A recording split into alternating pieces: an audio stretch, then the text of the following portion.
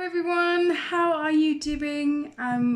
Today is Wednesday. I thought it was Thursday this morning, but it's definitely Wednesday. I kind of skipped a day somewhere, I think. Let's pop you guys up there. I am just going to clean the camera because I look a bit fuzzy on here. I don't know if you can see that or if it's just me. Is that better? That's a bit better. Hello. Not that you'd probably want to see me up close and in HD, but you know.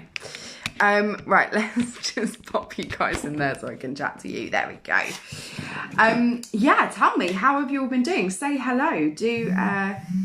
Do comment and let me know what you've been up to. What have I been doing this morning? Planning some half-term workshops. So I've had a couple of people ask me if I'm doing anything for half-term.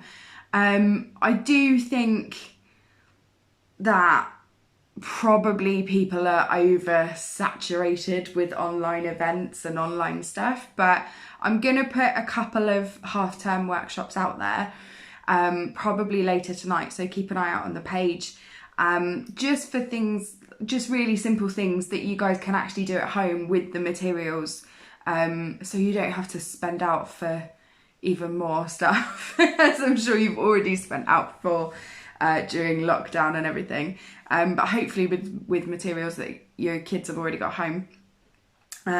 So I'll hopefully be releasing those tonight and see what you think of them. Let me know. I'm just going to put a couple on and we'll go from there. Hello Jane, joining in need my relaxing tones. I'm not sure my tones are that relaxing but thank you. I did do a meditation the other day and actually read it.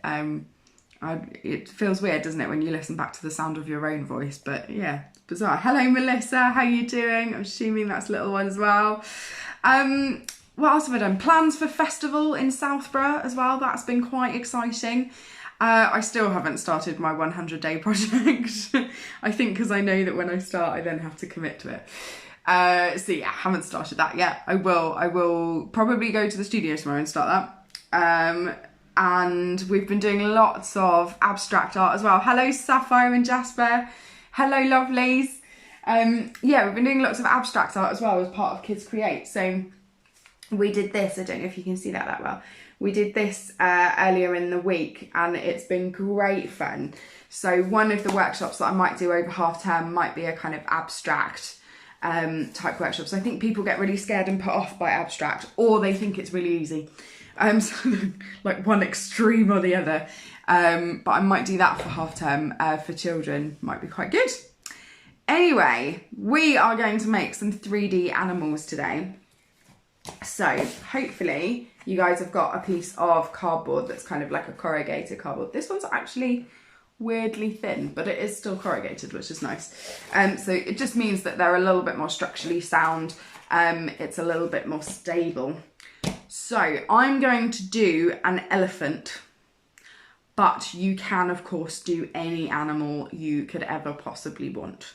And this is just a really nice fun way of starting to get your brain thinking in a 3D form, because it is a whole new different way of thinking, rather than just a flat surface. So I'm going to drop you guys down. I have got that piece of cardboard, I've got my scissors, and I've got either a pen or a pencil. I'm going to use a pen so that hopefully you guys can see the shape that I'm drawing. And I've got some felt tips to colour it in afterwards as well. You could paint them if you wanted to afterwards. Right, let's drop you guys down so you can see what I'm doing. So I'm going to start with an elephant today. Move that out the way. But as I say, you could do kind of any shape really. So I'm going to start with an elephant. So an elephant needs a little tail. So I'm going to kind of just do a fairly thick tail there, hoping you guys can see this. And then an elephant's body shape is actually quite square. And I'm just doing the body, so I'm not doing the legs. I'm just doing the body. So along there, elephant is quite square actually. There we go, they're kind of up there, and even their heads are quite square. So their heads kind of come out a little bit. I don't know if you can see, there's a subtle little bump there. It's like they've got a little bump on the top of their heads. And then I'm gonna go down for the trunk. So I'm just keeping it really, really simple for this one. Do you know what I've forgotten? I have forgotten his tusk, or her tusk, could be a female elephant. So I'm just gonna put that in there as well. And actually I might make that head just a little bit bigger so it can come out into there. There we go. Always have a problem with heads. Whenever I do life drawing, I always draw the heads really small and then I have to make them a lot bigger afterwards. So that is the shape that I am going to cut out. I'm going to cut out his shape there. But we also need some legs. Now I'm just going to go really simple with his legs. Or her legs. I keep saying his, apologies. And I'm going to draw it quite near to the base there. I'm going to draw two basically semicircles, but they're kind of a little bit elongated. Two big arches. I'm going to attempt to keep them the same size. If you find that you're finding it really difficult to keep them the same size, do one first and then you can always trace it for the other one. Just watching today, Melissa. Oh no, don't have any cardboard. Oh, bless you. Well, next time you have a delivery, keep your cardboard. Come back and watch the video again. And then you can make your own animals. Excellent idea for coming to watch though. It might give you some other ideas as well. Now, if you have problems cutting, and this is not just children, I think adults do this as well. The easiest thing to do is cut in straight lines around your object that you're cutting. Like so. I'm going to chop there as well. And then it's much easier to be able to chop around the corners and things like that, because it can be tricky if you're not that good at cutting. If anyone's got kind of dyspraxia or anything like that. So always cut as close as you can to the image, then worry about the details. So I do like these scissors, they're lovely and sharp. Get rid of the scraps. So I've got one there. I've got one there. And then I'm going to get onto the tricky one, which is the elephant. Now, of course, you can do this with lots of other animals. I am going to show you, I probably won't cut it out, but I will show you the shape to draw for a monkey, because and I should have made a monkey earlier because he's one of my favourite to make. So there we go. So we've got two of the two legs, well, 4 legs, but 2 parts to the legs. Oh dear. Oh, bless, Dad went to the dump this morning, saw her out. I must admit, I did look at the recycling this morning and thought, oh no, Ed's taken it all out. But he hadn't actually, luckily. There was some left. Thankfully. Yes, I did have a minor panic this morning that there wasn't any cardboard. Let me cut that bit off there. It's always worth saving some, keeping some back. Right, chop his tail, and then I'll just chop the body up here. Now, again, if you've got a really tricky bit like this, around the tusks and the trunk, cut as close as you can. Get rid of that bit. And then you can cut generally in towards it. And it's much easier to chop those bits off. So for anyone who really struggles with cutting, like I say, that's not just children. There are lots of adults who struggle with cutting as well. There we go. And then we've just got the final bit of the trunk. And there we have our elephant body and head. Okay. Now comes the bit of pushing it together. So I'm going to cut 2 lines, one there and one there. Probably not as deep as that actually. They might just go to there and to there. Okay, so I'm going to cut just up to that line there. And we'll see how it looks. And then if we need to go deeper, we can. Okay. And then what you're going to do is slot your cardboard Yeah, probably do need to go a bit deeper actually. I was right the first time. I'm going to cut all the way up to the top of those lines. Should definitely trust myself. Right, there we go. So all the way in, slide him all the way in. Same with the other one, all the way in up to the top. And you have a little 3D elephant. Little Nelly the elephant. Loving it. I'm loving it. If you've got really, really thick cardboard, this is actually surprisingly quite thin, but if you've got really, really thick cardboard, you can just chop another little line up there as well and almost cut a little space for it in there if you're finding you're struggling getting it in. So all that's left to do is to paint, decorate, colour in your beautiful elephant. You could do a pink elephants on parade. It could be a pink elephant. In fact, I might do that. I think mine's going to be pink. And don't forget to add facial features on him as well. He's so cute, isn't he? And then there you have it. So you could do a whole kind of zoo, really. And this kind of design you could do for any of the four-legged ones. So you've got, lions. You could do like this. You could do cheetahs. You could do camels. You could do all sorts of things. Monkey. So for a monkey, I'm going to kind of do like an orangutan, I think. So you can draw the kind of head shape of a monkey with their ears. And then orangutans tend to have like those really, really, really long arms, don't they? So I'm going to bring his arms all the way down. Let's just think about where his body is. So his body's going to be there. They tend to have nice big bellies, don't they? And then I'm going to draw a little line, and the hand is going to be kind of flat to where the belly is, so they're all kind of along the same line.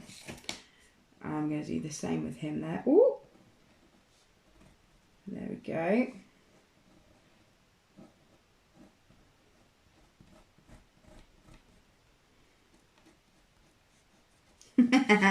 I love him already.